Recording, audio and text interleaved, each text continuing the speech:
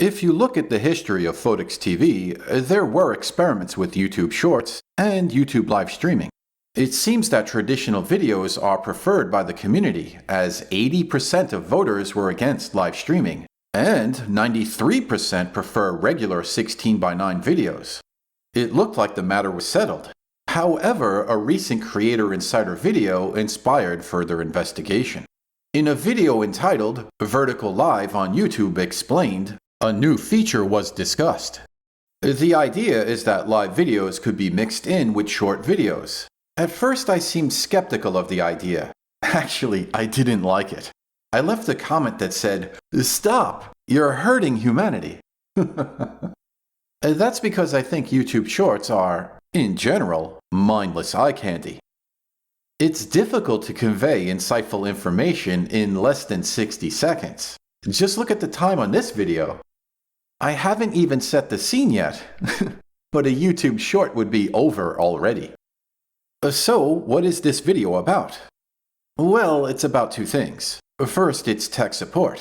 There's a common question with this new format. How to live stream vertical video with OBS.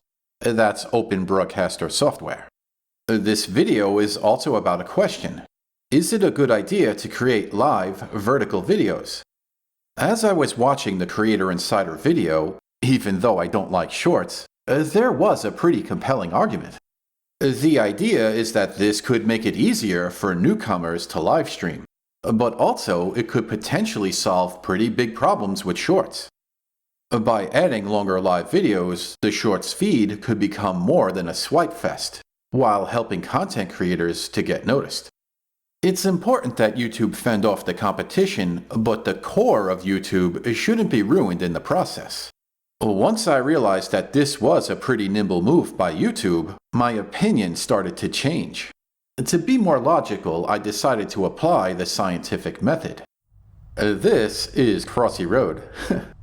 Normally I play the game with a 16:9 perspective, but Crossy Road can also be played vertically. This was a perfect way to test live vertical videos. However, I had to get the hardware set up. It's a bit technical. A Lightning to HDMI adapter cable was connected to a video capture device. That was then connected to my laptop's USB port. This is where OBS enters the picture.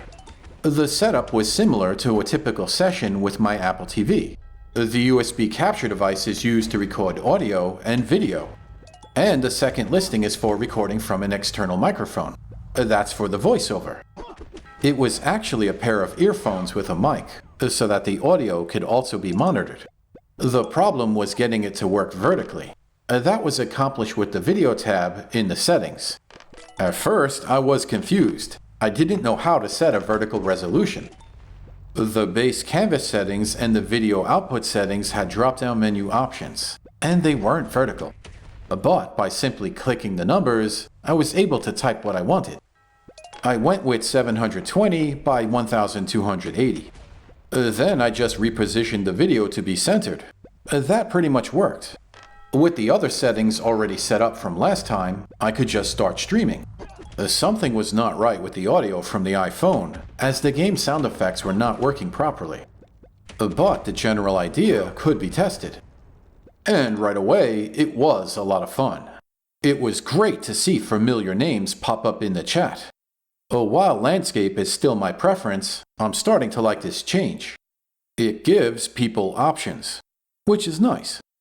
But the change also shifts YouTube back to what makes the website special. It puts the U back in YouTube. The only thing left to do was to verify that it was working. And by looking at the stats, around 5% of the viewers used the YouTube Shorts feed to load the video. Nice.